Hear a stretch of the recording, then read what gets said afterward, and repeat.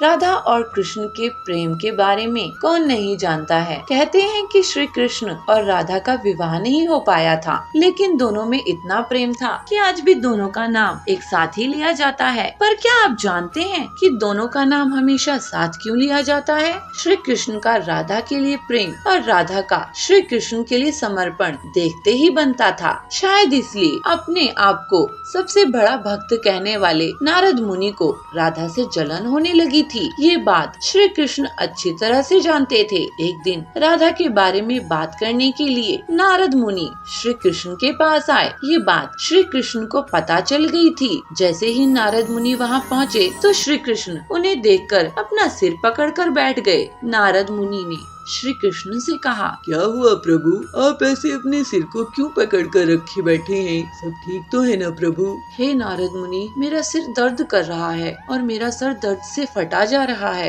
हे प्रभु, इसको दूर करने का कोई उपाय है क्या? तब श्री कृष्ण ने कहा, अगर मैं अपने सबसे बड़े भक्त का चरणामृत पी लूं तो इसे दूर किया जा सकता है नारद मुनि। तब नारद मुनि सोचने लगे, हरि विष्णु का सबसे बड़ा भक्त तो मैं हूँ, लेकिन अगर मैं अपना चरणामृत दूंगा तो मुझे नरक जाना जितना पाप लगेगा। मैं प्रभु को अपना चरणामृत नहीं दे सकता। कुछ देर सोचने के बाद उनके मन में राधा का विचार आया और वह सोचने लगे, राधा भी तो श्री कृष्ण की परम भक्त है, क्यों ना मैं उनके पास जाकर उनसे पूछूं। अब नारद मुनि राधा जी के पास पहुंच गए और उन्हें सारी बात बता दी। राधा ने जैसे ही सुना, उन्होंने एक बर्तन में अपने पैर धोकर चरणामृत नारद मुनि को देते हुए कहा, हे मुनिराज, मुझे नहीं पता कि मैं उनकी कितनी बड़ी भक्त हूँ, लेकिन मुझे ये पता है कि श्री कृष्ण को अपना चरणामृत देने से मुझे नरक में जाने जितना पाप लगेगा और मुझे नरक जितनी यातना सहन करनी पड़ेगी। मुनिवर, वो सब मैं सहन कर लूंगी, लेकिन अपने स्वामी को पीड़ा में मैं नहीं देख सकती।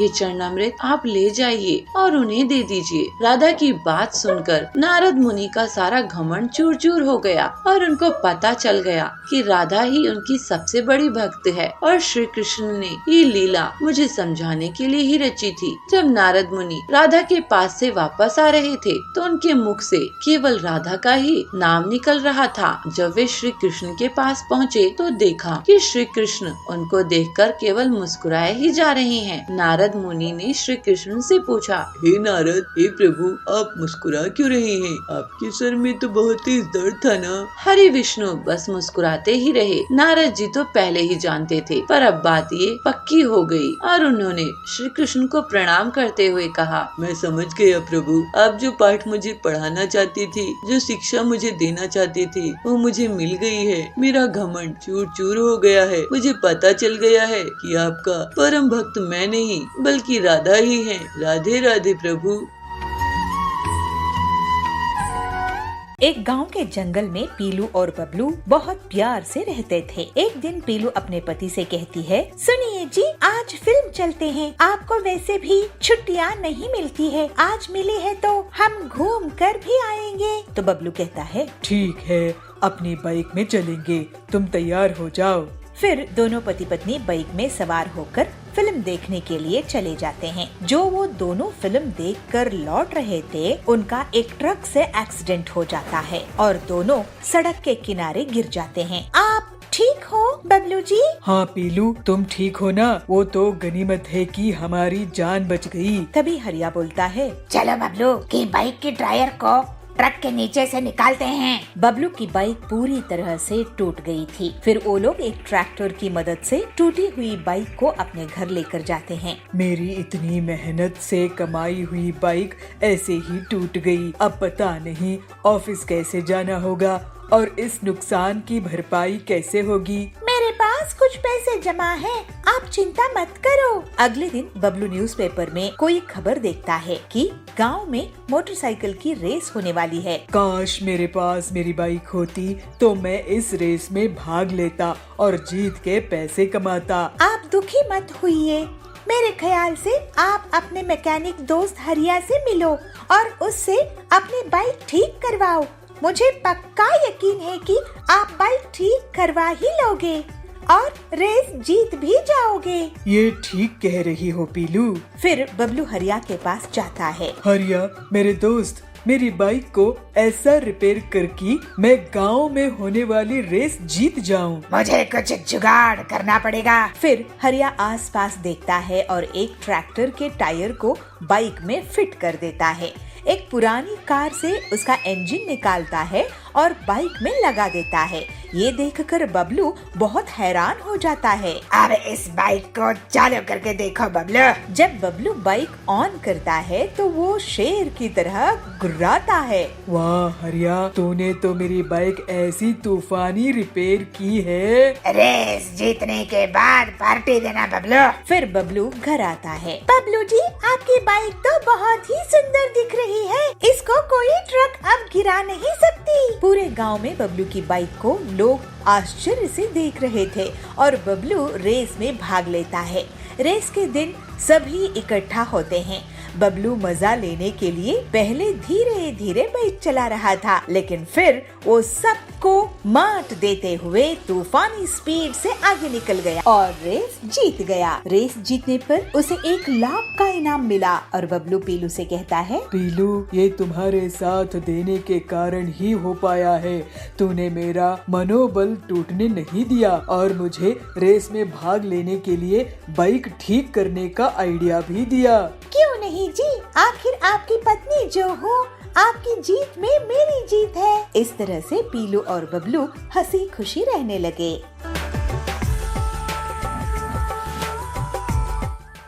एक गांव में पिंकी नाम की लड़की अपनी माँ बाप के साथ रहती थी। पिंकी बहुत सयानी थी। जो कुछ देखती थी उसको अपने पेंसिल से अपनी किताबों में चित्र बनाती थी। पिंकी की इस आदत को माँ बाप की प्रोत्साहन भी था। पिंकी कक्षा 2 में पढ़ती थी। एक दिन उसने अपनी किताब में रेलगाड़ी देखी। रेलगाड़ी तो बहुत लंबी होती है, उसको कहाँ पर चित्र बनाए, ये पिंकी की समस्या थी। पिंकी घर आई। माँ, मुझे रेलगाड़ी की चित्र बनाना है, मैं कहाँ बनाऊँ? अरे पिंकी, वो क्या बड़ी बात है, अपनी किताब में बनाओ। अरे माँ, आप तो इतना भी नहीं समझती हो, किताब तो छोटी पड़ेगी। अरे मुझे तंग मत करो, अपने पिताजी से जाके पूछो, मैं खाना पका रही हूँ ना। पिताजी, मैं रेलगाड़ी की चित्र बनाना चाहती हूँ, कहाँ बनाऊँ? पिंकी के पिता ऑफिस की हिसाब किताब कर रहे थे तो चिढ़ के बोलते हैं, अरे पिंकी बेटा, मुझे तंग मत करो, जाओ ना, अपनी स्कूल की कोई भी किताब में बना ले। अरे पापा, आपको इतना भी नहीं पता, किताब में रेलगाड़ी की चित्र नहीं बना सकते क्योंकि वो तो बहुत लंबी होती है। तो तभी वहाँ पे पिंकी की दादी बैठी थी। तो दादी को पिंकी की बात सुन के बहुत हंसी आती है और पिंकी को बुला के बोलती है, अरे पिंकी बेटा, इतनी क्यों चिंता कर रही है, ये भी कोई समस्या है, जाओ ना स्कूल की दीवार पे बना दो। दादी की बात पिंकी को बहुत अच्छा लगता है और सोचती है दीवार तो इतनी लंबी इतनी चौड़ी होती है तो रेलगाड़ी तो समा ही जाएगी। तब पिंकी खा के अपना होमवर्क करके सो जाती है और सुबह पिताजी से कहती है, पिताजी, आज ना मुझे कलर चॉकपीस की एक पूरी डब्बा चाहिए। पिताजी हंसते हुए बोलते हैं, अरे पिंकी बेटा, क्यों, तुम्हें आज स्कूल में बांटना है क्या?